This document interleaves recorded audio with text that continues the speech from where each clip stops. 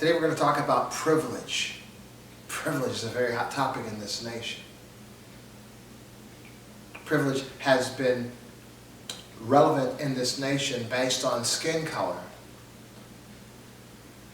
ever since this nation's inception, whether it be the skin color of the native indigenous people of the land or the skin color of the Africans brought to this land, or the lack of skin color of those who perpetrated these ills. But there has been a privilege based on skin color.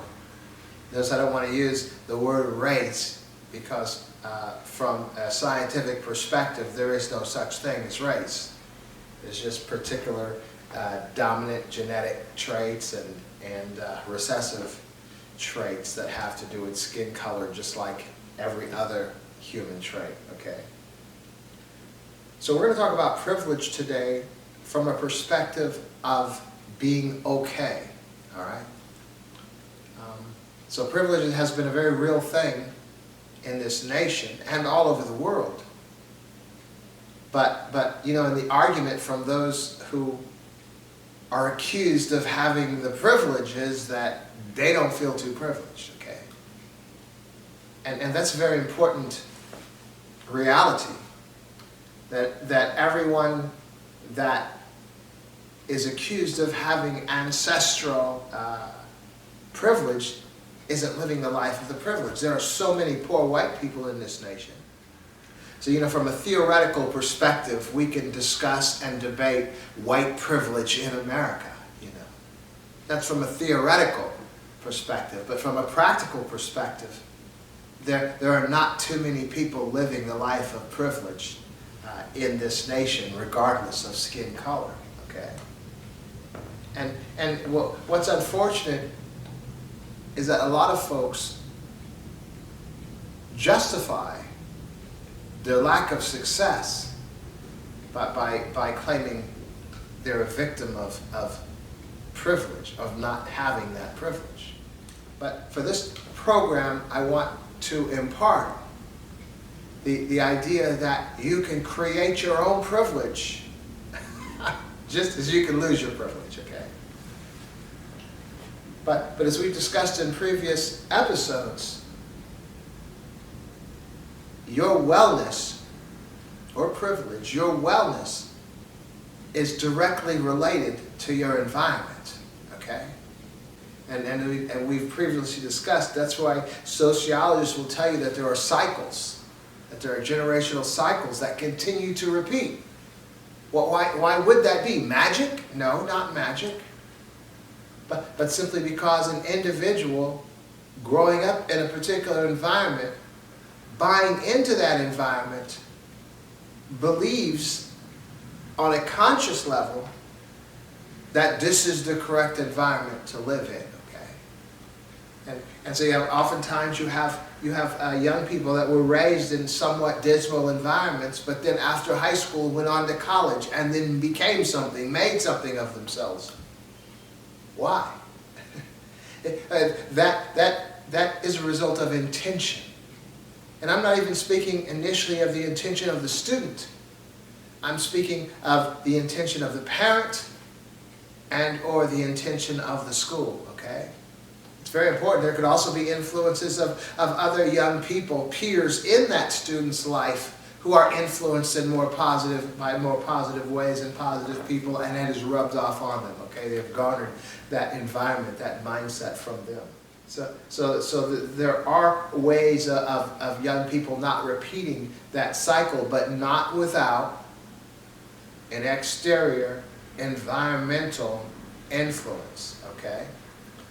And so we have to be very cognizant of this. And it's the most difficult thing to do. I mean, I just, the other day, I mean, I see black poor people, I see white poor people often in the neighborhoods.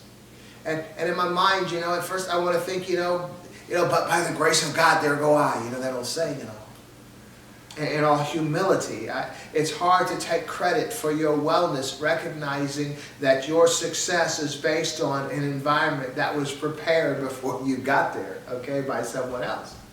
And so I feel bad when I see grown men and grown women in these dismal situations, knowing good and well that their environment 100% totally affected them in such a way, whether it was simply there wasn't an urgency in doing well and climbing the ladder, a social ladder, economic social ladder.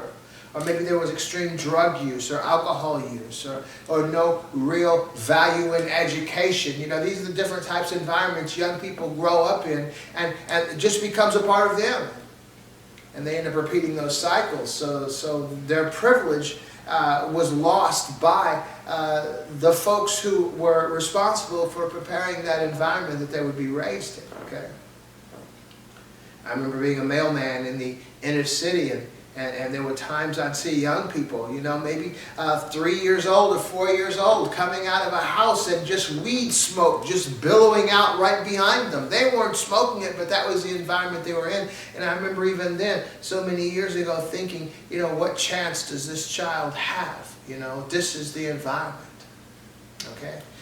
So without getting too sad about these things, just recognize a positive thing is when I see so many Mexicans here, or people from the other side, the southern side of the border, how well they prosper because they have a mindset, they have a plan, they create their own environment. I see them. I see like lawn care companies.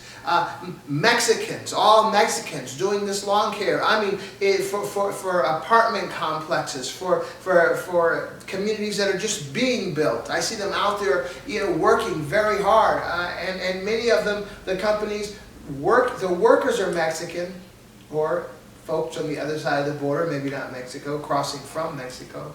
But as well, many of the owners of these landscaping and companies are also Mexican, and having come to this nation in the same way those workers were, as a worker, and saved their money and planned and built up, finally bought a truck and a lawnmower. And what's very interesting in the neighborhoods, I see almost like, how they say, this is kind of weird.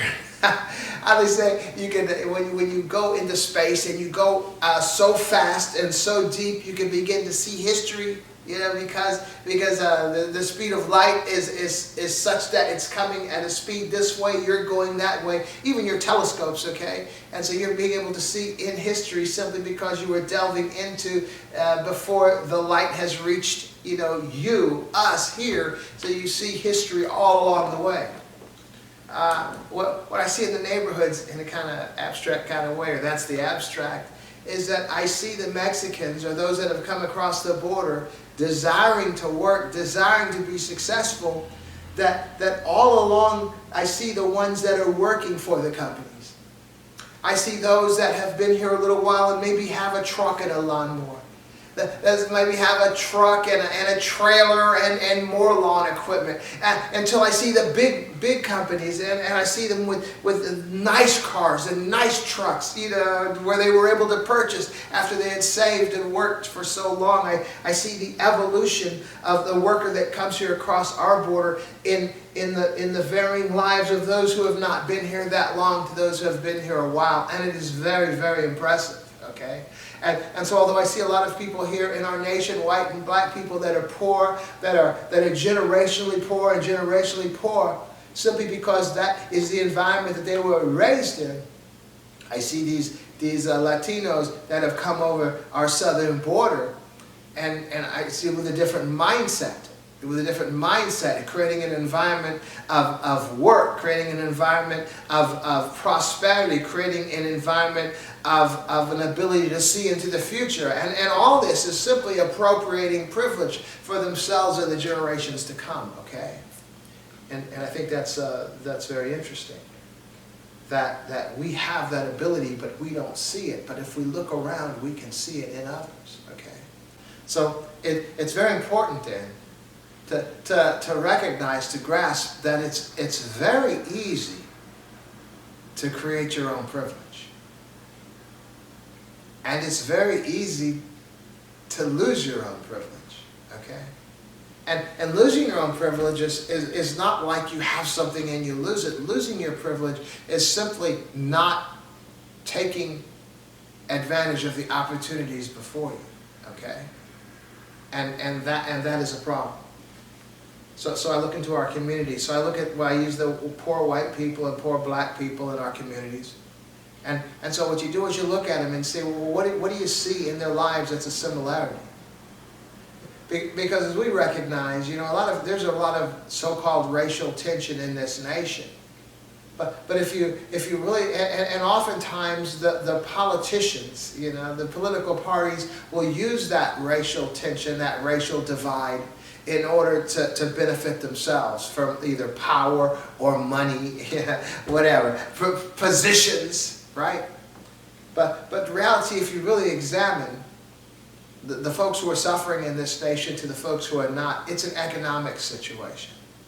And it's not about the color of skin, it's about the economic situation of the individuals. And so when you look at the poor people, or people that are living far beneath what is comfortable, not privilege, well, what's the similarities? And often you'll find the similarities are, well, drugs or alcohol, okay, having babies when in inopportune times, not ready to take care of them. And again, this is not a race issue or a color of the skin issue. It's an economic issue. It's the idea of not really understanding how much the environment influences you and your children. And so often, you know, we talk about, you know, the welfare system and having babies and not being married, and we focus on black folks, but I mean, go to Appalachia. Appalachia is a vast area, and primarily white people who are the counterpart, okay, who are having the babies, who are not married, who are collecting the welfare, who have become satisfied in that position. And so they've not taken advantage of their privilege, the opportunities for privilege. Every individual has the opportunities for. Now, this is the failing part. The problem is when we look at privilege as a whole, we look at it as a racial divide that white people in this nation have, and that black people in this nation didn't have. And again, from that theoretical perspective, that is true.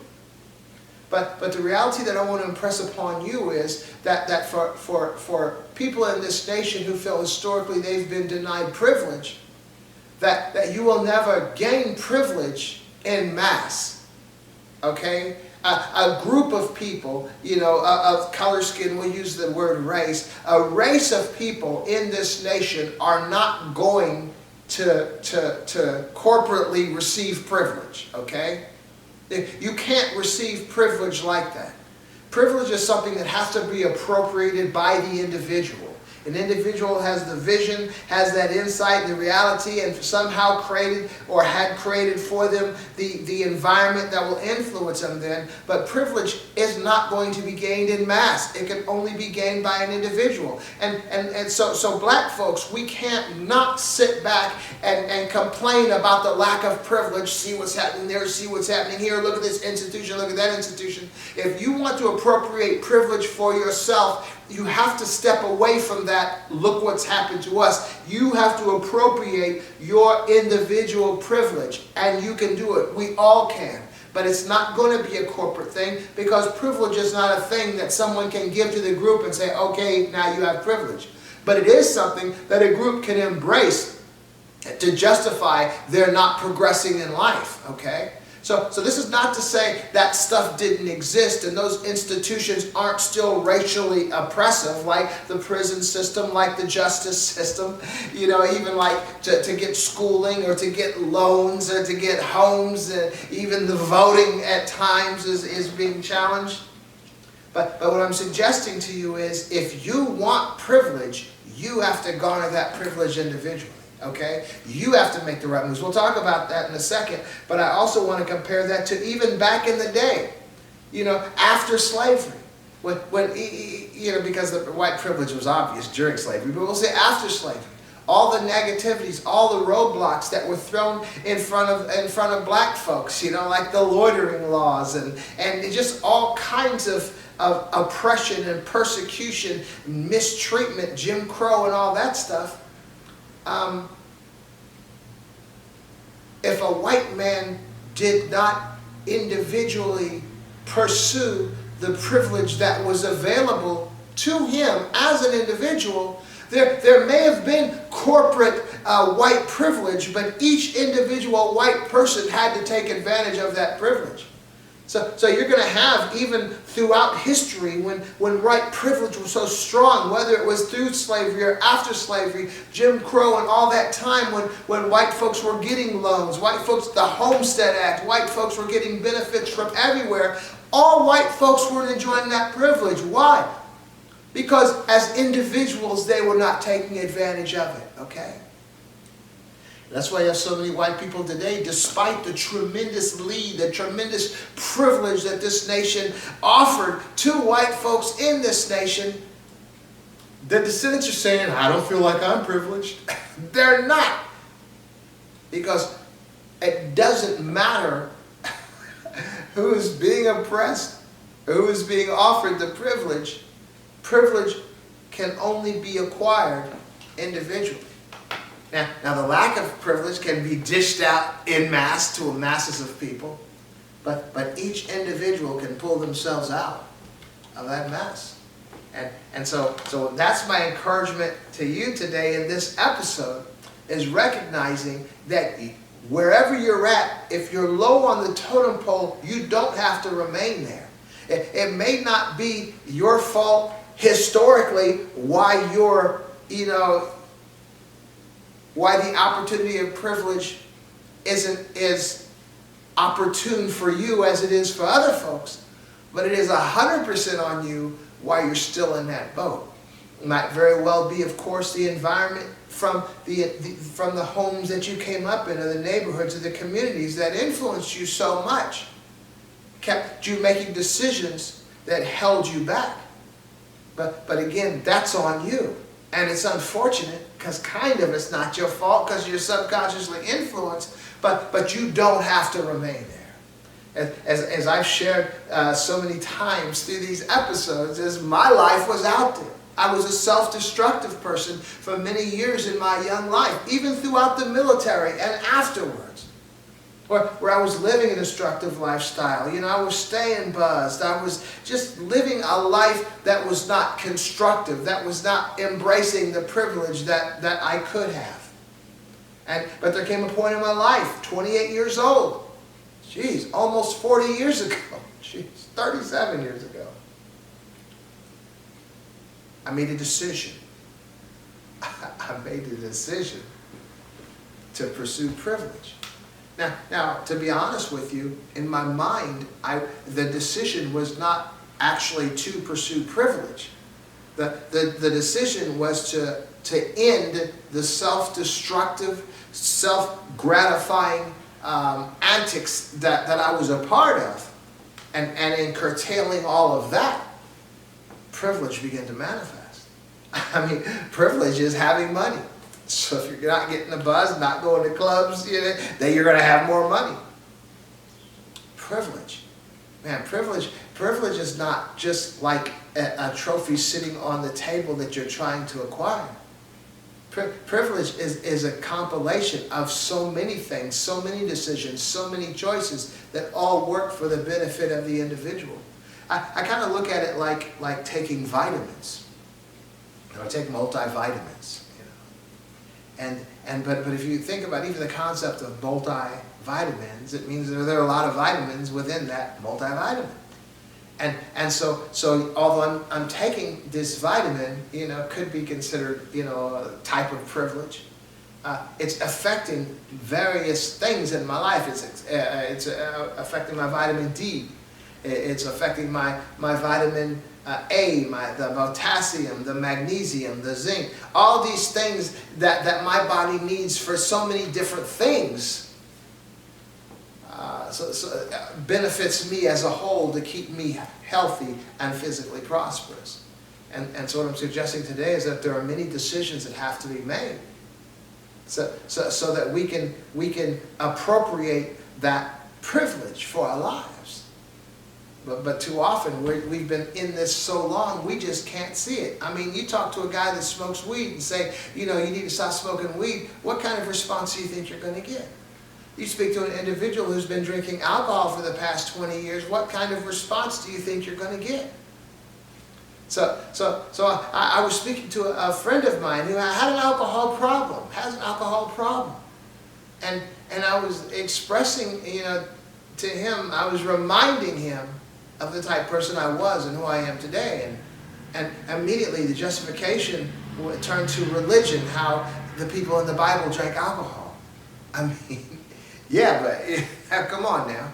See, it's easy to embrace these reasons and these excuses why to continue on the path that we're on, but that's not privilege. Now see, this gentleman, this friend of mine, he's very wealthy and has a lot of money. But see, that's just one aspect that a poor person might see, well, that's prosperity. But prosperity is also your health. Prosperity is also your peace of mind. Prosperity is also your children doing well in life. There are so many aspects of prosperity. And that prosperity is ushered in through privilege. And that privilege is appropriated intentionally, recognizing that it's just not going to set upon you without you having not done anything. So as much as we want to banty around the term white privilege, it was there. But if a white person didn't take advantage of that privilege, it would have profited them nothing. So I guess as we close, what I'm sharing with you right now is just you should take a look at your life. And as you begin to take notes, you determine that are there certain things that are not good or that are not well or that are not satisfactory that you've simply acquiesced to? Well, don't do that. It's time to clean up the act. It's time to begin to fine-tune and to begin to determine even the little things to make things better. I remember years ago, a gentleman came up to me on the street and he said, Jarvis, can you give me a word? And I said to him, you don't pray every day. He said, no, I need a real word. And I felt kind of guilty, kind of bad, because I know I was just blowing him off, and he knew it too. And so I thought for a moment, and I told him, look, every day do something good for yourself. Like maybe cut your toenails. Okay. Next day, cut your fingernails. Next day, get your hair looking good. Maybe cut your hair, or trim it, or, comb it better. Maybe find a way to get some better clothes, better pants, a better shirt. Shave. Eventually, if every day you do something better for yourself, eventually it's going to be difficult and you're going to be straining and thinking very hard. What can I do? What can I do? Eventually it's going to lead you to education. Eventually it's going to lead you to a job, a better job. It's going to lead you to an apartment or a home or a nicer home. It's going to lead you to a family. Is that doing something better for yourself every day is going to take you on a journey to a place where you could have never imagined, okay? As you're doing more and more things for yourself every day, you're doing less and less things that are destructive to yourself every day. So in effect, what you're doing is you're actually appropriating privilege into your life moment by moment. Try that. I'm serious. Especially do that before you have kids, or before they're cognizant of the reality of the lack of privilege they're growing up in. And even if you have kids already and they've seen, the dysfunction, begin to demonstrate to them how to pull yourself out of a lack of privilege and create that privilege in your life. It's a very, very good thing. How's that?